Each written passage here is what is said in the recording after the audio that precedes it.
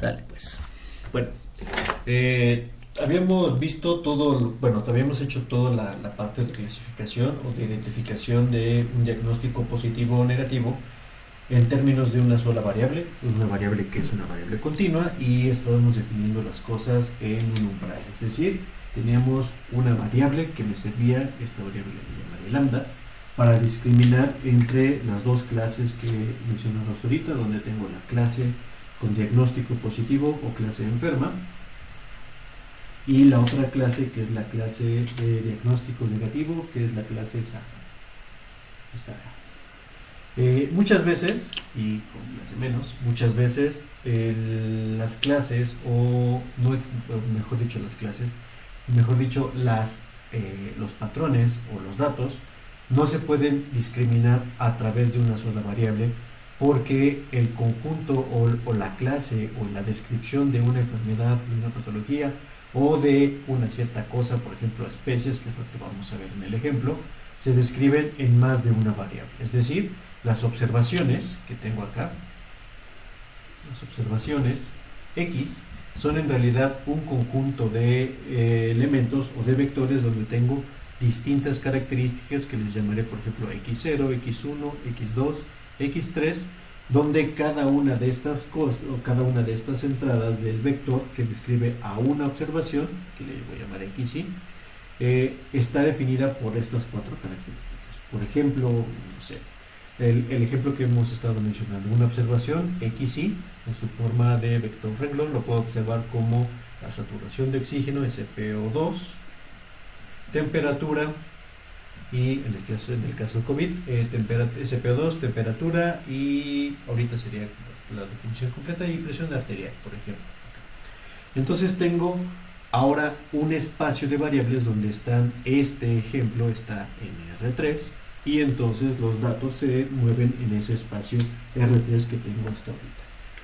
Si tomo nada más lo que se ha venido utilizando para COVID, como la temperatura y la saturación de oxígeno para tomar una decisión sobre algún diagnóstico, que ya sabemos que no es exactamente el diagnóstico o la prueba final, entonces tomando estas dos variables, SpO2 y temperatura, necesito proyectar los datos, o necesito mostrar los datos en un espacio que corresponde a R2, donde, sea como fuere, puedo poner en un lugar SpO2 y en otro lugar puedo poner el valor de la temperatura que está definida por acá.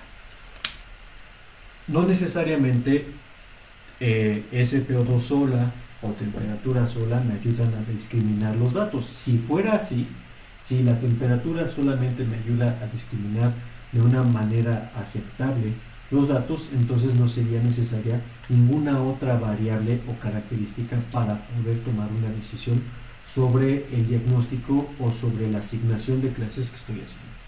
Pero no siempre pasa de esa manera. De hecho, algunos datos que los voy a poner como circulitos, o sea, algunos pacientes que son la clase más, que son los circulitos, pueden tener una distribución de datos en este espacio de R2 que está definido así, y el caso de los pacientes sanos, que es la clase menos, puede tener otra distribución que la puedo observar, por ejemplo, en este lugar que está definido por acá, donde no necesariamente si hago las proyecciones o los histogramas sobre cada una de las variables, mi clase, esta es mi clase negativa, mi clase negativa va a tener entonces un histograma solo sobre el SpO2 descrito de esta manera, y la clase positiva va a tener un histograma que está descrito de esta otra manera, donde las dos funciones de densidad de probabilidad están tocándose mutuamente, y entonces no podría discriminar de manera 100% efectiva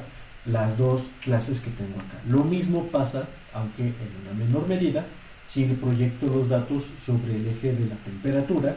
Entonces, dada la forma que tiene esta, la aproximación de la función de densidad de probabilidad sería algo así, y en el otro caso, para la clase más, y en el otro caso tengo una distribución esta es mi clase más, déjenme usar los colores adecuadamente. Entonces, este es rosa, estoy usando este para los histogramas, y la clase verde, que sería la clase negativa,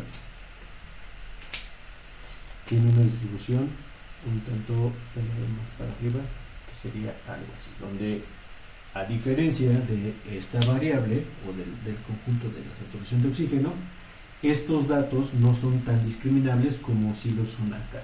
El cruce de las funciones de densidad de probabilidad sobre este eje está menos encimado y por eso se consideraría como un mejor descriptor de la separabilidad entre las clases que están acá.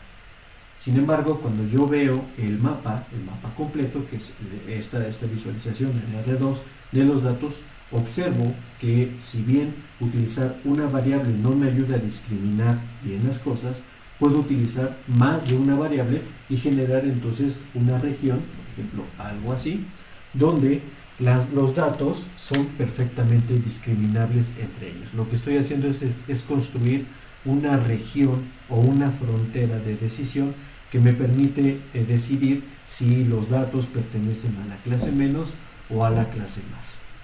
En ese sentido, entonces, ahora las técnicas de reconocimiento de patrones lo que buscan es discriminar o generar estas fronteras que ya son en un espacio de más de una dimensión, es decir, ya no se vuelven un solo umbral como lo habíamos manejado hasta ahorita, para poder determinar cuál es la asignación de clases a la cual pertenece cada uno de los elementos, o un punto nuevo que yo podría poner ahorita, lo voy a poner como un triángulo, que sería este que está acá.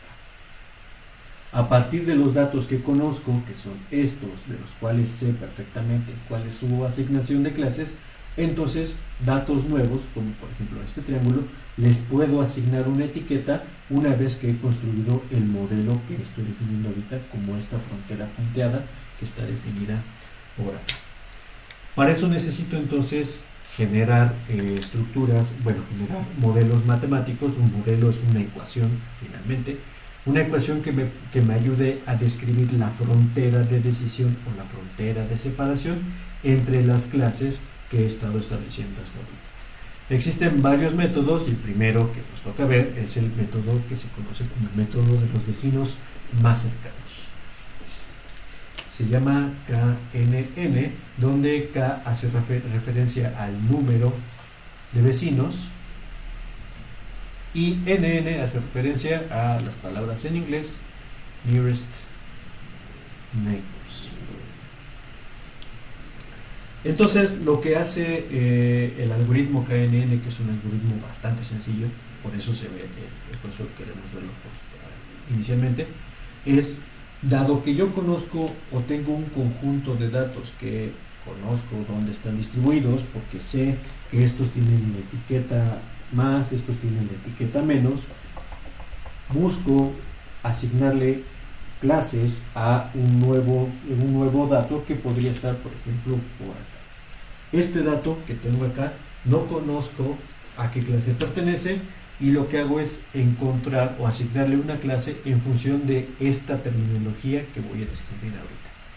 Lo que hago es calcular las distancias que tengo de este punto a todos los demás puntos que están acá, absolutamente a todos, y determinar, dependiendo del número de vecinos, cuáles son las 3 o las k distancias más cortas que hay hacia este punto y tomo una regla de rotación.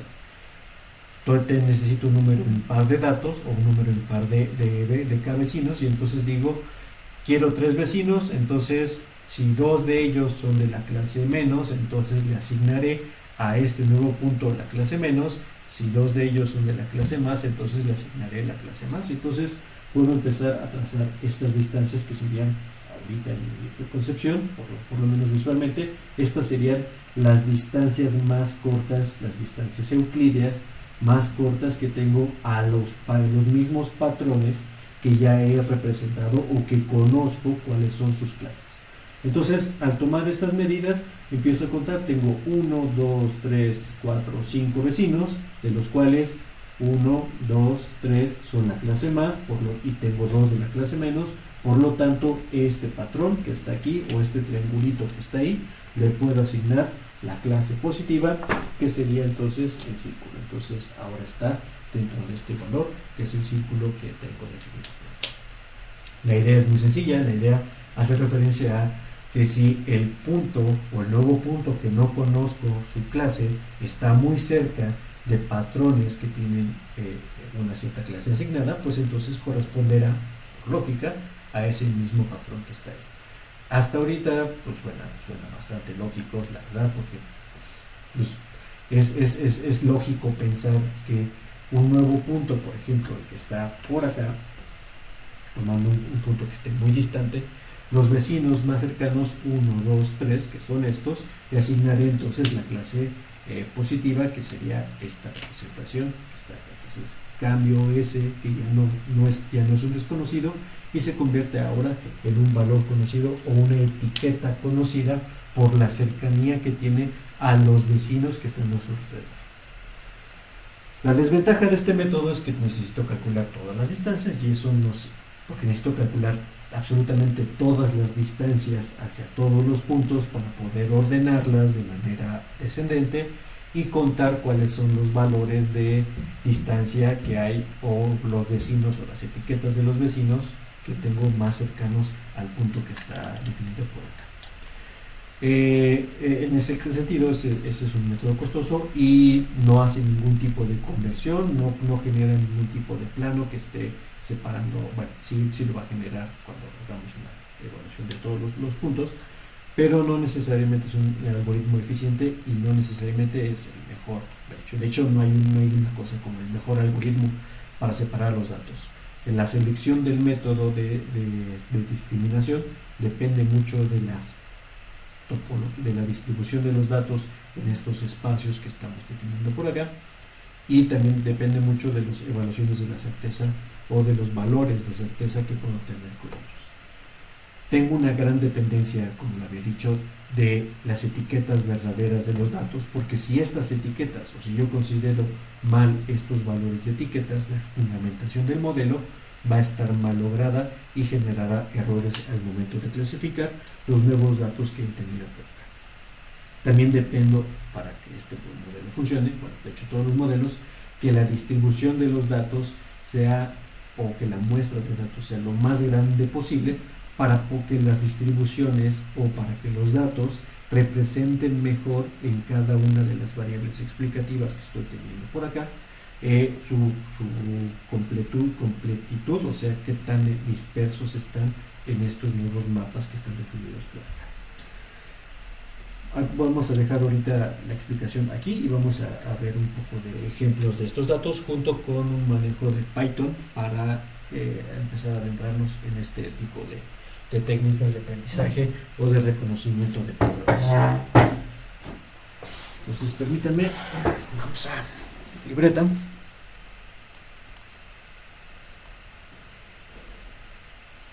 Y ahora sí. Estoy cargando acá datos. Déjenme borrar esta parte. Pueda ver. Estoy cargando los módulos, algunos módulos que no hemos visto, pero trataré de ser explícito.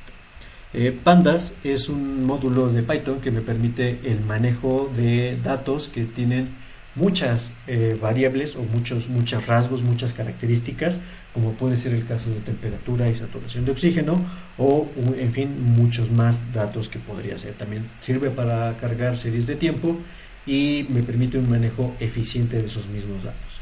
Si tengo los datos en un archivo CSV o Mass Separated Values, entonces es muy fácil cargarlos a una estructura de pandas que se llama, en este caso, para pandas.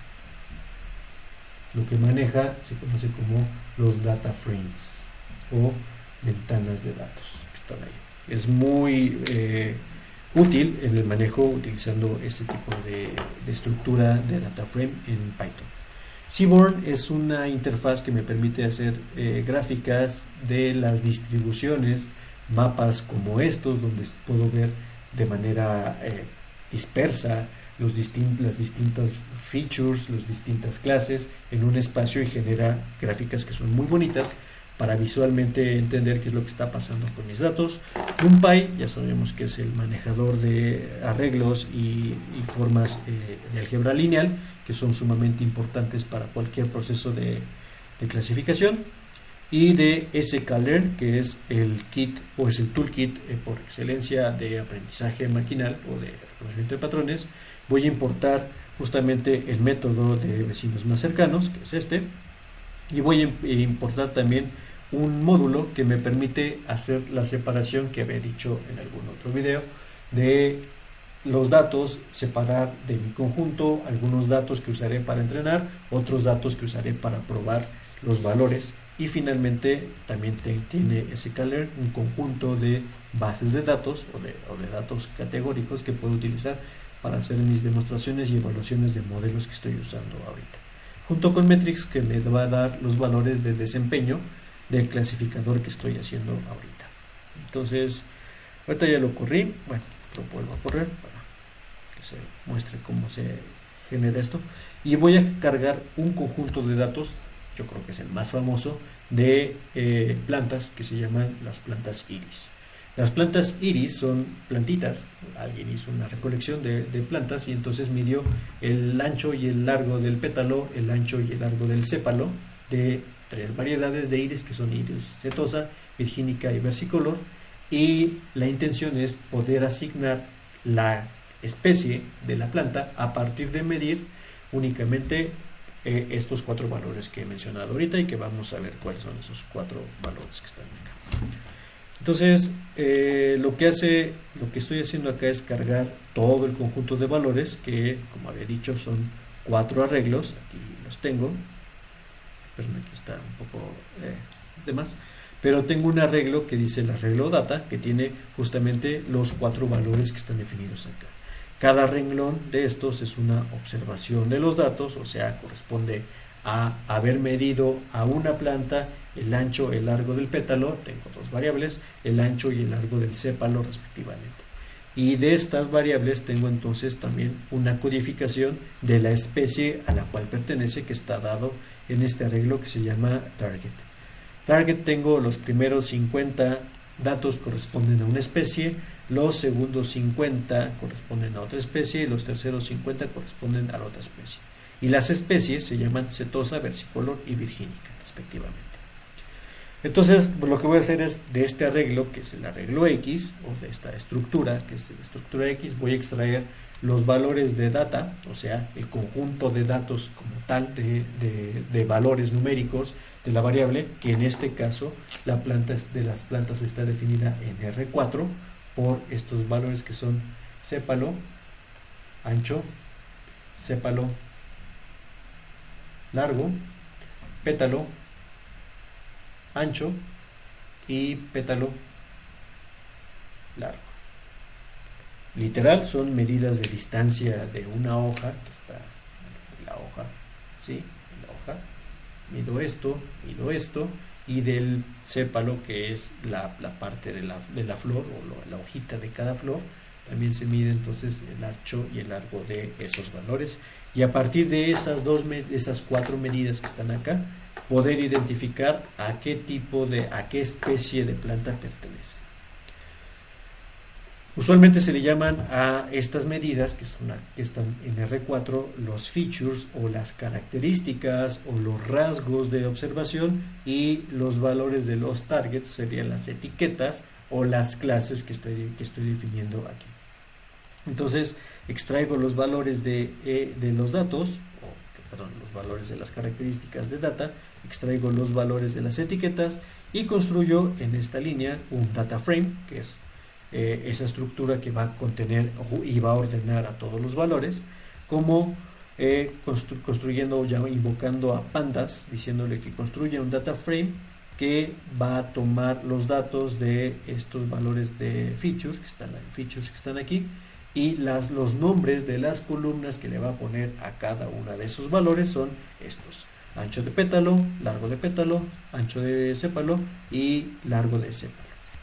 Y finalmente le voy a agregar otra cadena, que es el valor de la etiqueta que corresponde a cada una de esas observaciones que he tenido hasta ahorita, de tal manera que tengo mi conjunto de datos o mi matriz de datos y mi vector, o en este caso en la misma tabla, mi valor de a qué clase o a qué especie pertenece cada una de las observaciones que estoy haciendo o que estoy tomando, que estoy considerando para este ejemplo. Iris, esta es una estructura de data frame, dejen antes ponerlo. Lo que hace el data frame es ordenarme esa matriz de datos, a diferencia de NumPy, que será una matriz como tal de n por 4. En este caso, el data frame lo que hace es generar como tablas, literal, como si fuera una gran tabla de Excel, pero bien hecha, de donde cada una de las columnas corresponde a cada una de las características que tengo acá, y por eso la construcción de esta forma me permite generar este arreglo. Entonces yo ya me puedo referir, a diferencia de NumPy, que me tendré que referir con los índices de las cosas, a las columnas me puedo referir con el propio nombre de las columnas, para que sea humanamente más entendible que tratar de que tener una tabla de codificación de a qué columna pertenece cada feature o cada característica que estoy evaluando acá. Entonces me generó justamente lo que habíamos dicho, lo que habíamos hablado. Voy a poner aquí un cuadro donde estas son justamente las características, que son una matriz de n por 4, y tengo mi otro vector, que es el vector de etiquetas que están definidas por acá. Las primeras 50 son los valores de ceros, porque son así estuvieron ordenados, y este índice que está acá es el índice de observación que estoy teniendo para estas características o para esta tabla contingencia que estoy usando acá.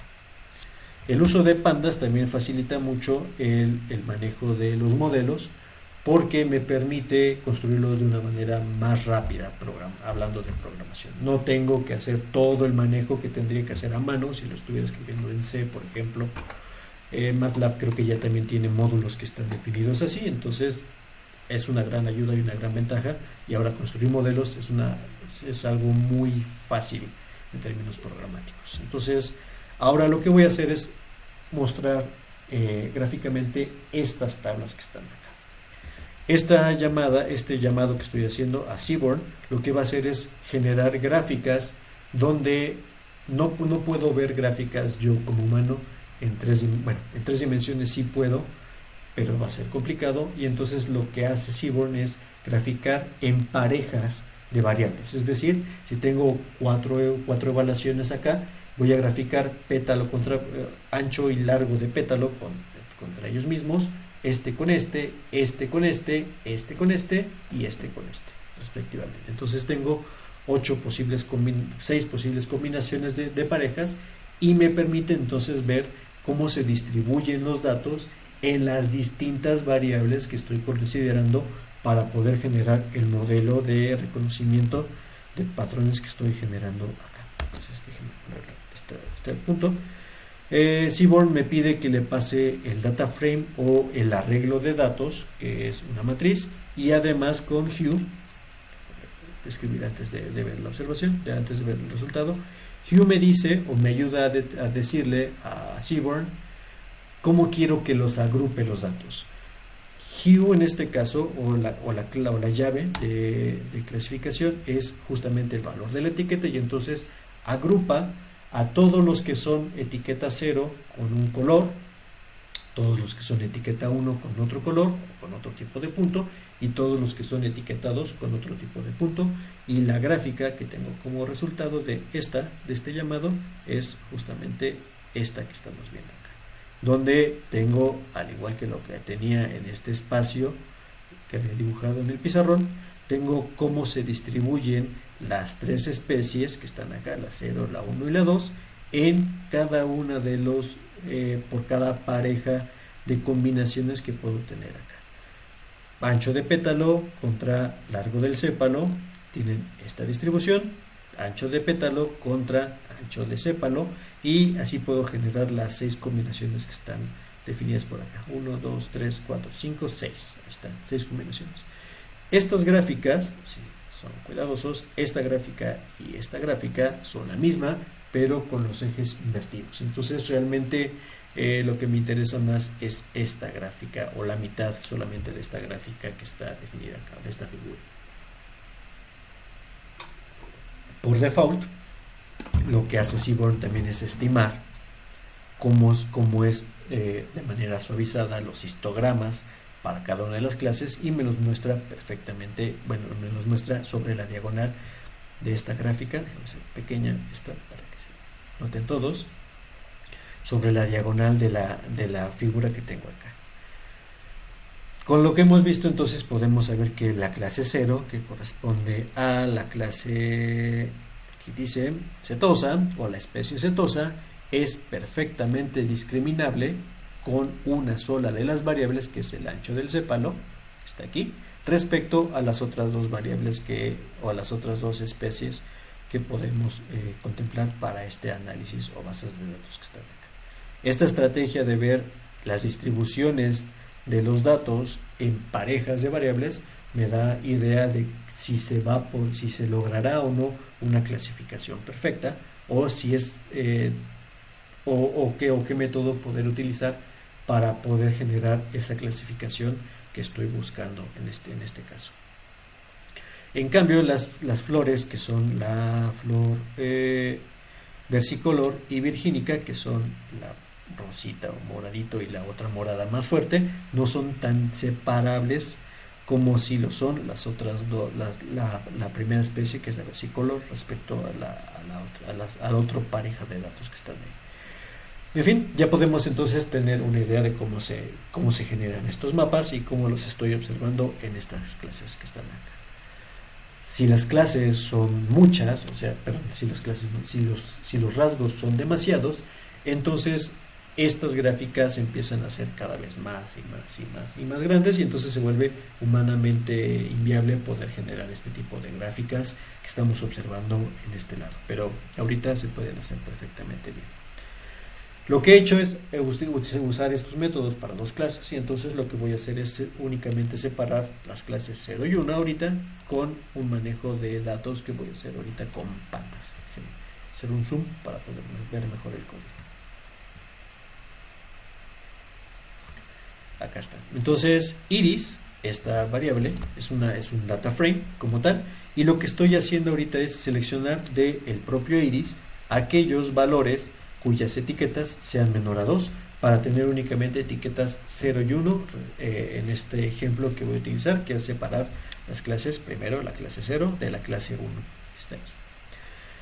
A ese data frame le llamo iris binario, que está acá. Entonces lo que estoy diciendo es, de iris selecciona únicamente las observaciones que tienen valores de etiqueta menores a 2. Por eso conviene poner etiquetas también numéricas para tener reglas de decisión tan fáciles como esta.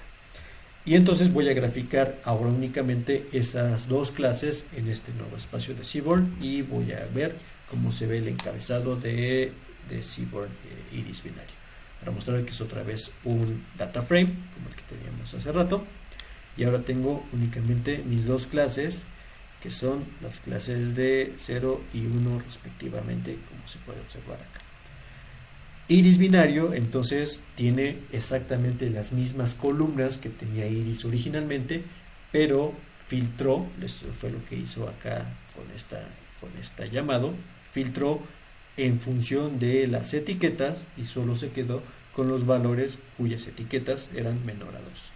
Si las etiquetas hubieran sido etiquetas con cadenas de caracteres, entonces yo podría haber colocado acá, quiero los que sean igual a setosa o virgínica o versicolor, y me filtrará esos valores. Eso es muy útil en el manejo o en el análisis de datos, porque yo quiero aislar los valores de algún grupo para poder calcular sus distribuciones de probabilidad, ver cómo se observan esos valores o esos datos en el espacio R2 o incluso R3, que ya es un poco más complicado por la visualización que debería tener. Pero esas son funciones útiles, y por eso Pandas se ocupa para hacer estas cosas, porque Pandas lo hace de manera muy entendible y muy sencilla al hacer estas asignaciones de valores que están acá.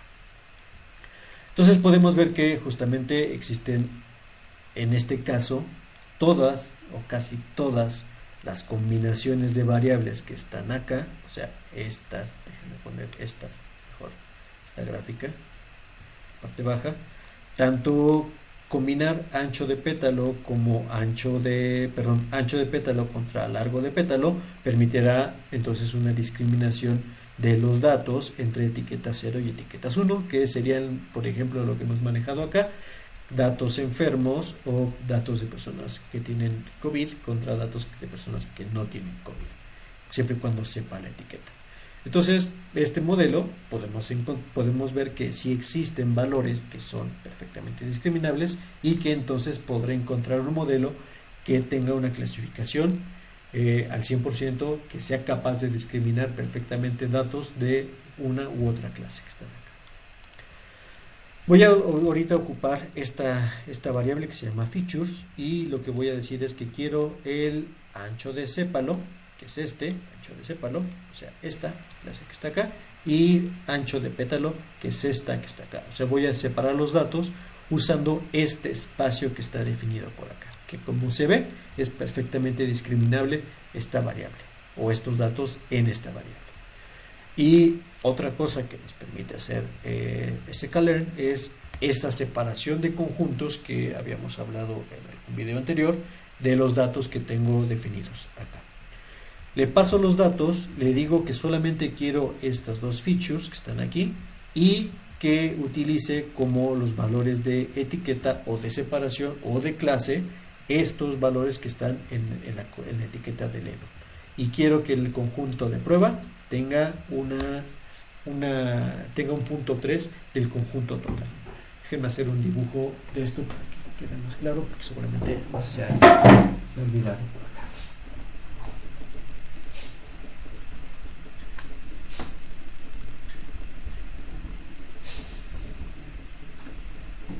Entonces, de mis observaciones, déjenme ponerlas acá. Voy a usar ahora círculos y triángulos, círculos y cuadrados y tachecitos. Entonces tengo una clase que son los círculos, por ejemplo estos que están acá, 1, 2, 3, 4, 5, 6, 7, 8, 9, 10. Tengo 10 de este lado, voy a tener 10 también de este lado, entonces son 1, 2, 3, 4, 5, 6, 7, 8, 9, 10. Están ahí.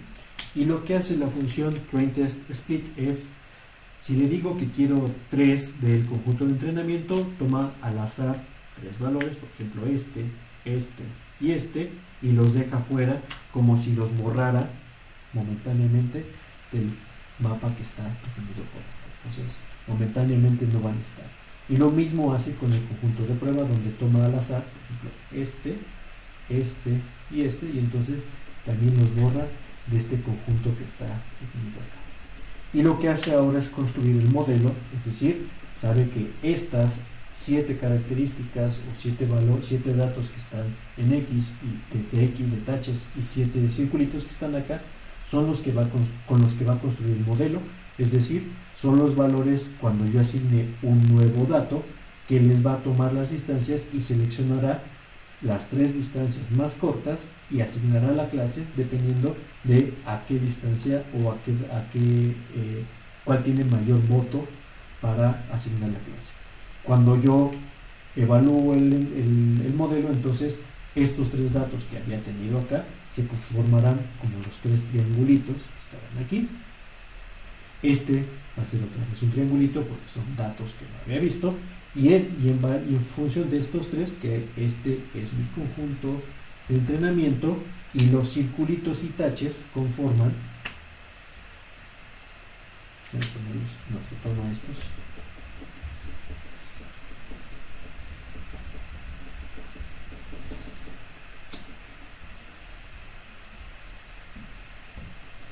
¿sí?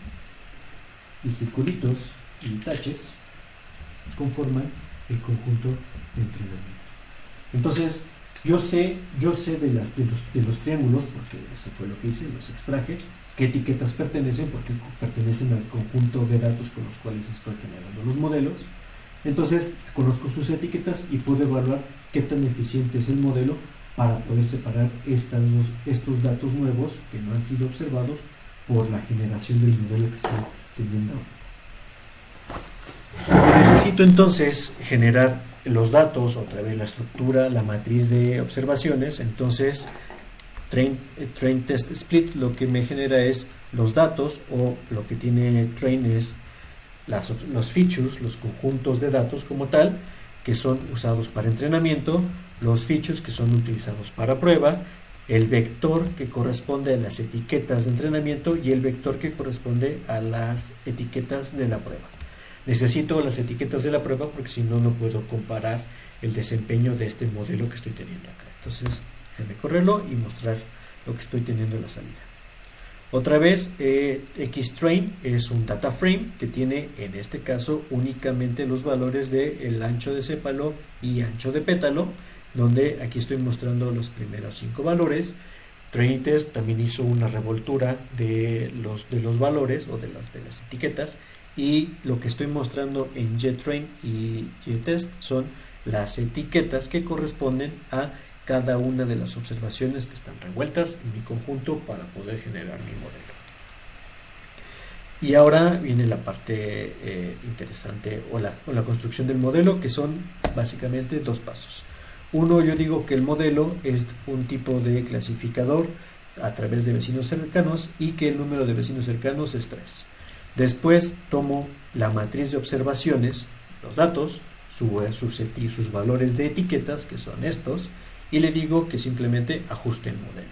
Esto es todo el proceso de cálculo de distancias, todo el proceso de optimizaciones que podrían tener los clasificadores, se genera o ya está programado al decirle que quiero que haga el ajuste del modelo que está aquí. Y finalmente, este es el entrenamiento, la predicción, que es esta. Predicción, está acá. Lo logro al decirle que el modelo quiero que prediga los valores tomando en cuenta las nuevas entradas o las clasificaciones de los triangulitos que están acá, que voy a pasar al modelo. Entonces, genera el modelo, ajuste, le digo qué modelo, ajuste el modelo y ya soy capaz de predecir entonces las etiquetas que voy a tener a la salida del modelo. Y las etiquetas son los valores 0, 1, porque cada uno de estos valores que están acá corresponderá a 0 o 1 respectivamente hablando. Ahora lo que necesito es justamente evaluar que también está haciendo la clasificación del modelo. Ya habíamos visto que entre estas características, que son esta y esta, debo poder lograr una clasificación perfecta porque los datos son completamente separables. Tengo valores o los dos conjuntos que están acá se distribuyen en este espacio R2 de manera muy clara entre dos regiones de ese espacio. Por lo tanto, la evaluación del modelo debe estar perfecta. Tomo entonces, para generar la matriz de confusión, los valores verdaderos son los que salieron de JTest, los valores predichos son los que acabo de decir que genera esta variable y que almacena esta función en la variable predicted.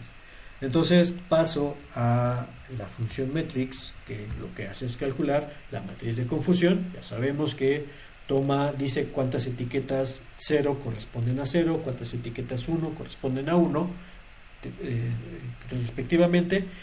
Considerará también cuántas etiquetas tenían que ser 0 y yo dije que eran 1, y al revés, cuántas etiquetas tenían que ser 1 y yo dije que eran 0. Entonces construirá toda la matriz de confusión ahí.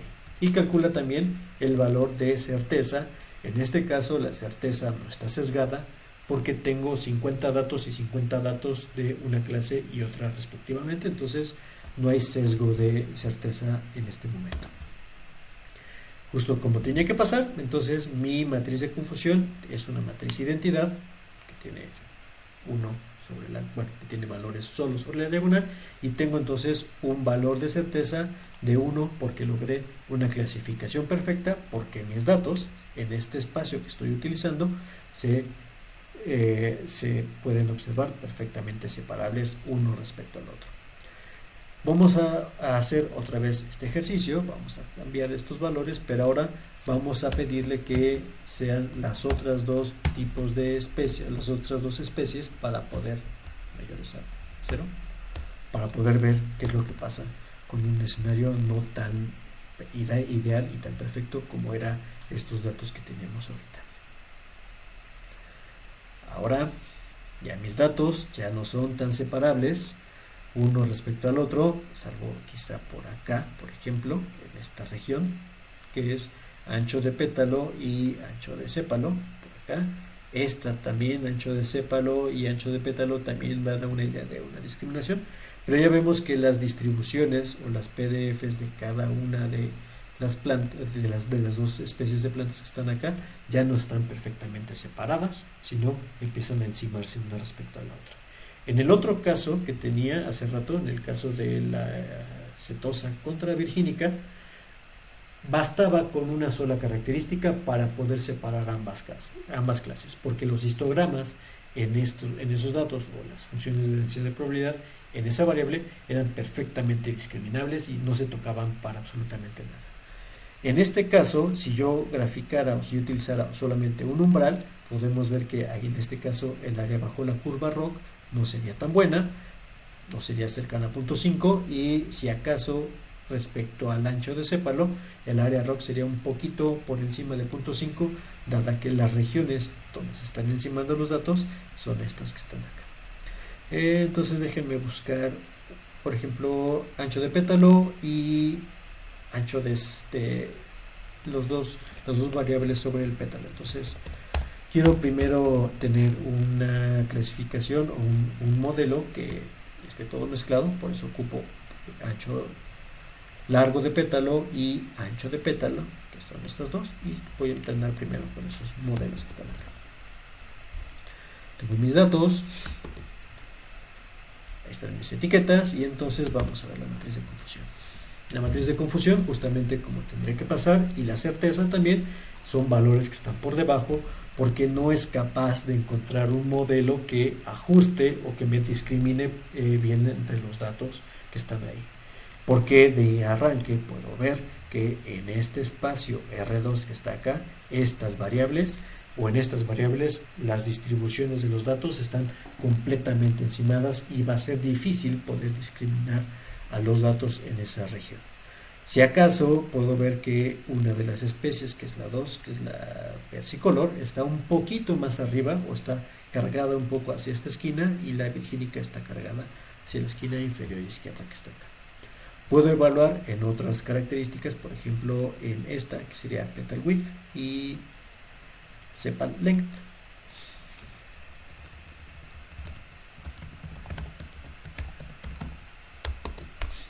Y volver a clasificar los datos. Entonces tenía ahorita, construyo otra vez el modelo, voy a cambiar el tamaño de los vecinos y vamos a ver qué tal me sale la clasificación, justo como tenía que pasar. Entonces ahora mi matriz de identidad está mi matriz de confusión, perdón, está más balanceada. Me equivoqué solamente en uno de los conjuntos de prueba que están, de los datos de prueba, perdón, que están acá, y entonces el valor de certeza aumentó mucho, que está aquí. Déjenme poner entonces ahora ajustar alguno de los parámetros del modelo.